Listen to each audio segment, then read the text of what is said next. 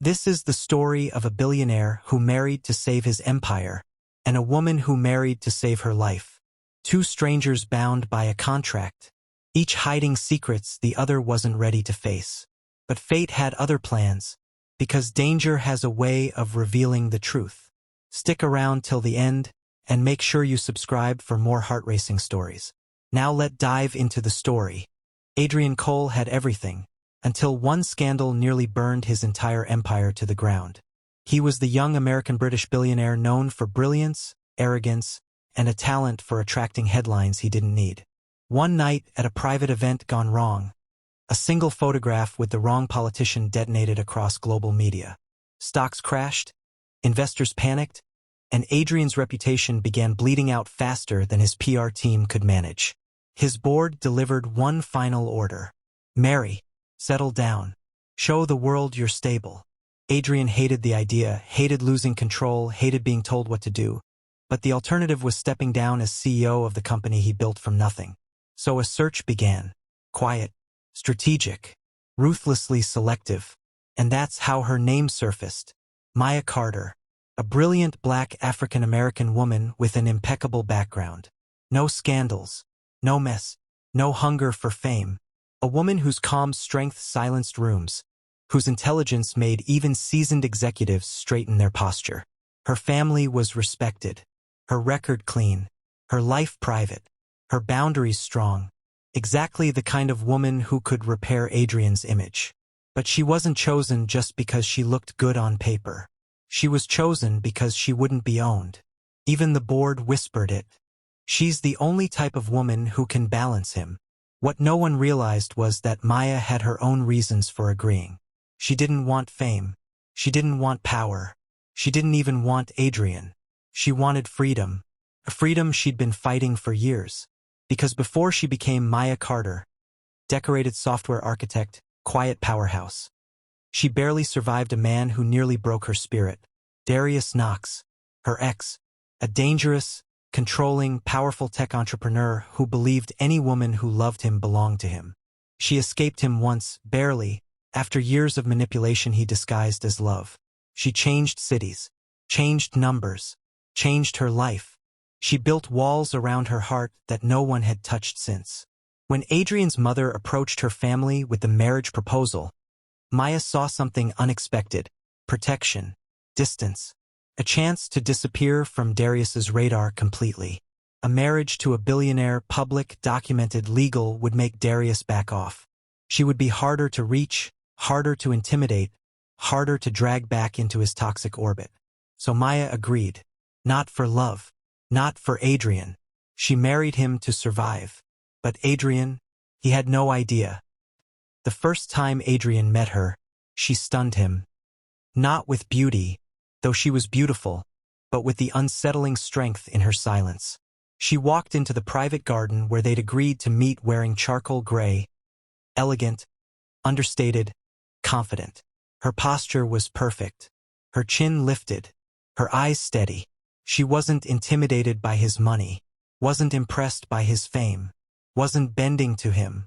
She studied him with the same quiet calculation he used on business partners.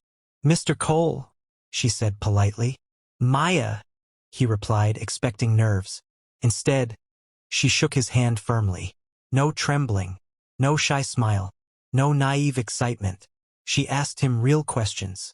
"What exactly do you expect from this arrangement? How public do you intend for the relationship to be? What boundaries will you respect?" Her voice was level. Her gaze never wavered. For the first time in his life, a woman made Adrian feel evaluated. And he hated how much he liked it. Their wedding was quiet, elegant, and hollow. Two strangers signing a contract in tux and gown. Cameras flashed, families applauded, but no one could ignore the tension beneath the surface. When the reception ended, Maya requested a private conversation. She handed him a white envelope. Inside was a contract, separate bedrooms, no intimacy, no emotional expectations, no interference in her personal life. Mutual divorce available after 12 months. Adrian stared at it, incredulous. "Is this a joke?" he scoffed. No, she said softly. This protects both of us. You think I want something from you? He sneered. I think we should be clear, she said calmly. Her calmness stung deeper than any insult. Fine, he snapped, signing angrily. Enjoy the guest room. She didn't flinch. She didn't argue. She didn't explain. She simply said, thank you, signed her own name, and walked away. For hours afterward, Adrian sat alone in the marital bedroom feeling something he couldn't name. It wasn't anger. It was confusion, frustration, and something like disappointment. The first weeks were unbearable for Adrian. Maya was polite but distant, kind but unavailable, present but unreachable. She left early, returned late, often slipping into her workspace without a word. She ate alone, walked alone, worked alone. He couldn't get a single emotional reaction out of her. One morning, he found her eating breakfast in the garden, her hair tied back, reading something on her tablet. You could at least pretend we're married, he snapped. She looked at him, composed as ever. Pretending drains me. I don't do it. Her honesty rattled him. He left the table angry, but the anger came from a place he refused to acknowledge. That night, everything changed. Passing her guest wing, he heard her speaking rapidly on the phone. Not in fear, not in timidness, but with sharp authority. No, I said push the release date forward, not back, she said. Run the new cybersecurity patch. If Darius tries to breach the system again, I want it flagged. Adrian froze. Darius? System breach? Threat? And Maya sounded powerful. Not quiet. Not fragile. Not avoiding him. When she ended the call and stepped out, he stood there, unable to pretend he wasn't listening. She didn't flinch, didn't apologize. Do you need something? She asked simply. Who was that? He pressed. A work matter, she said. Good night, Adrian. He watched her walk away, poised, composed, and felt the floor shift beneath him. She was living an entire life he knew nothing about. The next morning, social media exploded. Meet Maya Carter, the black AI architect behind one of Silicon Valley's rising startups. Pictures of her speaking on tech stages appeared everywhere. Videos of her explaining machine learning went viral. Investors praised her brilliance. And when Adrian saw the line, the quiet tech genius who walked away from a toxic ex to build her empire, he felt like someone punched him. She wasn't weak. She wasn't empty. She wasn't hiding because she loved silence. She was hiding because someone dangerous had hunted her before. Adrian sat back, guilt washing over him. He didn't know his wife. He didn't respect her enough to ask. He judged her without understanding her battle. And suddenly he wanted to know everything. Wanted to understand. Wanted to protect. Wanted her. Adrian started showing up in small ways at first. Good morning. Tea. Light conversations. Helping her carry things from her car. Waiting up when she worked late. Maya always reacted the same. A small nod. A distant thank you. A soft wall he couldn't break. But slowly, she softened. Her eyes warmed. Her replies lengthened. She didn't run from him anymore. At a charity gala, Maya stunned everyone in a sapphire gown. Adrian couldn't look anywhere else. When she spoke about her new AI initiative, room after room fell silent. What does it feel like? One philanthropist asked her. To be one of the smartest people in the room. Maya smiled gently. I don't think about being the smartest. I think about being useful. Adrian felt his chest tighten at her answer. That night, driving home, he finally said, I want this marriage to be more than a contract. Maya turned slowly, her expression unreadable. Why? Because I respect you, he said. Because I misjudged you. Because I want to try. Her eyes dropped. I don't break contracts, Adrian. Then let's write a new one together, he whispered. She said nothing. But her silence wasn't rejection. It was fear. Adrian didn't know why, not yet. The truth arrived like a knife. Maya was crying behind her office door. Quietly, painfully. Adrian opened the door and stopped cold. She wasn't Maya the CEO. Wasn't Maya the strategist? She was a woman trying not to fall apart. "Who hurt you?" he whispered. She wiped her face with shaking hands. "Adrian, don't get involved. Please." He knelt in front of her. "Tell me." Her breath trembled. "Darius Knox. My ex. I escaped him. But he found me again." Adrian felt heat surge through his veins. "Is he threatening you?" Her eyes filled with terror. "He said he'll ruin me, ruin everything I've built. And he's capable of it. He always was." Adrian took her hands gently. "You don't have to face him alone." Maya's voice broke. "You don't know how dangerous he is." "Then he hasn't met me," Adrian replied. For the first time, Maya leaned into him. Seeking safety, seeking warmth she denied herself for too long. She didn't push him away. He wrapped his arms around her, determined to protect her from everything she feared. But Darius wasn't done. He released a public statement. "Maya Carter was emotionally unstable. I tried to help her. Then he appeared outside their gate. Then he sabotaged her company's servers. Then he sent her a message. 'You will come back.'" The terror in Maya's eyes when she saw it nearly broke Adrian. He held her tightly. "I've got you." For the first time, she whispered, "Adrian, I need you." And he whispered back, "I'm here." When Darius confronted Adrian face to face at the gate, taunting him, calling Maya his, Adrian stepped forward without hesitation. "She is not yours," Adrian said coldly, "and never will be." Darius smiled darkly. "You're willing to fight for her? A woman who doesn't love you?" "Yes," Adrian said, "because she deserves someone who stands by her." From the upstairs window, Maya heard everything, and she cried for a different reason now. Not fear, but something she never expected to feel again. Someone chose her. Someone protected her. Someone fought for her without wanting to own her.